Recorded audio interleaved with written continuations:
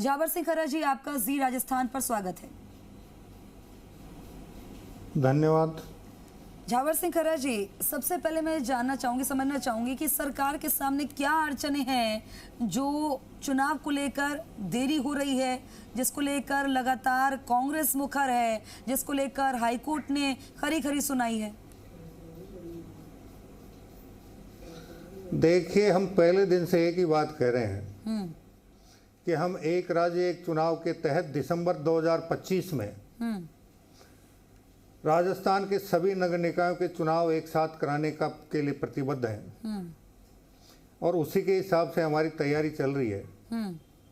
अभी हमारा वार्डों का पुनर्गठन पूर्ण हो चुका है। उससे पहले नगर निकायों का सीमा विस्तार का कार्य पूर्ण हो चुका है। अभी वार्डों का पुनर्गठन के बाद अधिसूचना 2-5 दिन में जारी हो जाएगी और उसके बाद हमारा अनुरोध रहेगा राज्य निर्वाचन आयोग से कि वो राजस्थान के 312 जो वर्तमान नगर निकाय हैं उनमें से 3 नगर निकाय समाप्त हो जाएंगे और शेष 309 नगर निकायों की मतदाता सूची तैयार करने का काम शुरू करें और 1-1.5 महीने में जब मतदाता सूची तैयार हो जाएगी उसके बाद आरक्षण की लॉटरी निकालकर राज्य निर्वाचन आयोग दिसंबर 2025 में एक राज्य एक चुनाव के साथ सभी 309 नगर निकायों के चुनाव अगर कराए तो हमें इससे बार बार होने वाली आचार संहिता से छुटकारा मिलेगा और उसके बाद लगातार 5 साल तक नगर निकाय और राज्य सरकारें विकास पर ध्यान दे पाएंगी और विकास की गति को तेज कर पाएंगी। वन स्टेट वन इलेक्शन कैसे पॉसिबल हो पाएगा अगर स्टेट इलेक्शन कमीशन भी क्लियर कर चुका है? सर देखिए, अभी माननीय राजस्थान उच्च न्यायालय ने जो निर्णय दिया है पंचायत राज चुनावों को लेकर जो याचिका थी उसमें उन्होंने 6 महीने का समय दिया है। हम तो 4-4.25 महीने में चुनाव कराने की बात कर रहे हैं। हम तो दिसंबर 2025 में 25, 26, 27, 28, 29, 30 किसी भी दिसंबर की तारीख को राज्य निर्वाचन आयोग चुनाव करवा दे, इसके लिए पूर्णतः तैयार हैं और प्रतिबद्ध भी हैं। लेकिन सर, जहाँ प्रशासक लगा रखे हैं, संकोच नहीं है, कोई संशय नहीं है। जहाँ प्रशासक लगा रखे हैं वहां तो हो चुका है ना वक्त पूरा। हाँ, वहां वक्त पूरा हो चुका है। वहां तो वक्त पूरा हो चुका है, कार्यकाल पूरा हो चुका है। हाँ, हो चुका है। कुछ का नवंबर में होना है, कुछ का दिसंबर में होना है जी, कुछ का जनवरी में होना है और एक नगर निकाय का फरवरी में होना है जी। फिर आगे क्या रणनीति होगी, किस तरह से आप इस मुद्दे को उठाएंगे राज्य स्तर पर और नेशनल पर? कैसे इसको मुद्दे को उठाएंगे ताकि आप लोगों की बात मान ली जाए? क्या तथ्य रखेंगे? देखिए, हम बात कर लें माननीय राजस्थान उच्च न्यायालय के निर्णय की। उन्होंने ये कहा है कि 6 महीने में चुनाव हो जाने चाहिए। हम कह रहे हैं कि हम तो 4.25 महीने में चुनाव कराने को तैयार हैं। हमारी तैयारी शुरू से ही दिसंबर 2025 की रही है। क्या आप लोग सुप्रीम कोर्ट का रुख भी कर सकते हैं?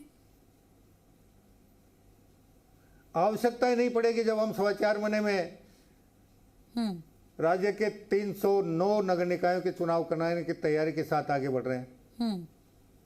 लेकिन ये वक्तव्य तो वो तो अगर हम दिसंबर से आगे की बात करेंगे तब जाने की जरूरत पड़ेगी ना।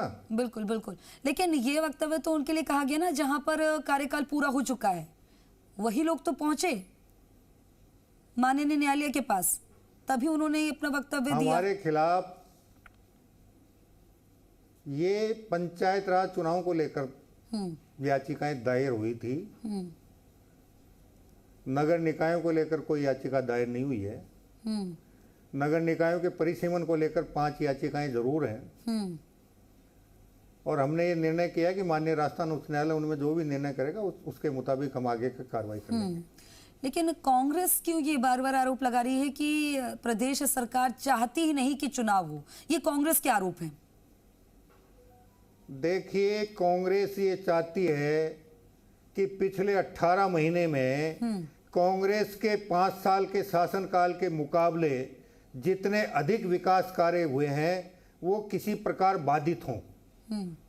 लेकिन राज्य सरकार कृत संकल्पित है कि 2028 से पहले पहले राजस्थान विकासशील राज्य से विकसित राज्य की श्रेणी में पूरी ताकत के साथ खड़ा हो।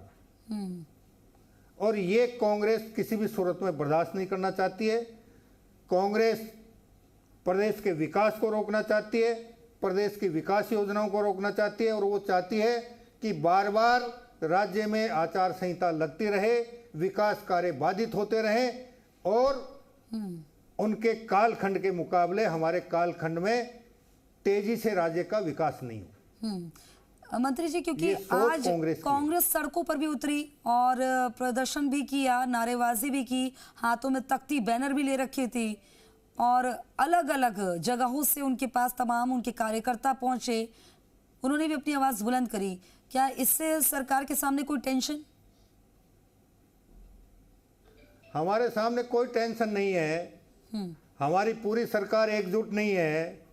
और आपको याद दिलाना चाहूंगा कि 2018 से 2023 के कालखंड में जिस प्रकार के नाटक चले, सरकारें होटलों में बंद रही, विकास की गति को रोका गया, बिना बजट प्रावधान किए विभिन्न प्रकार की घोषणाएं की गई।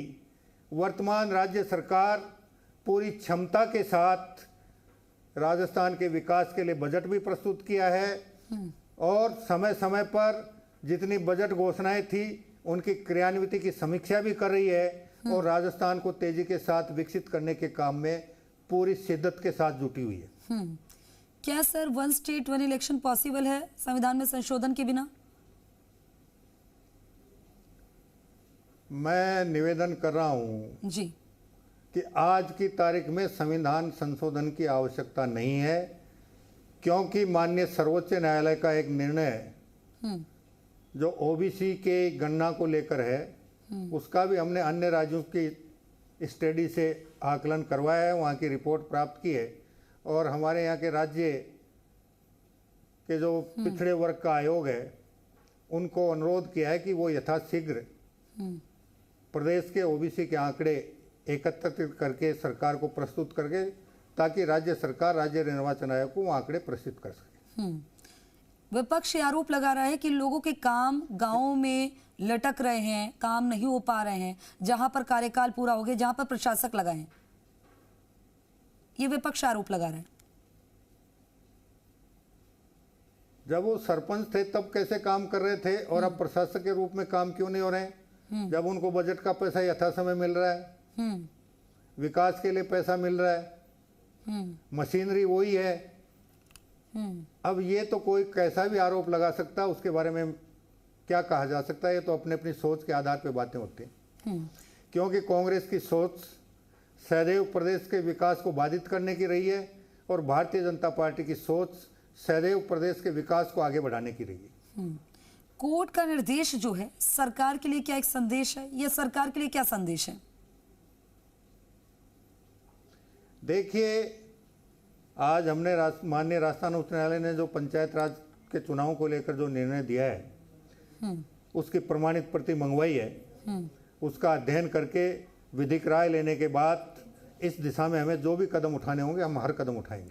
ठीक है मंत्री जी, आप हमारे साथ जुड़े, आपने बातचीत की, वक्त दिया, आपका बहुत बहुत शुक्रिया।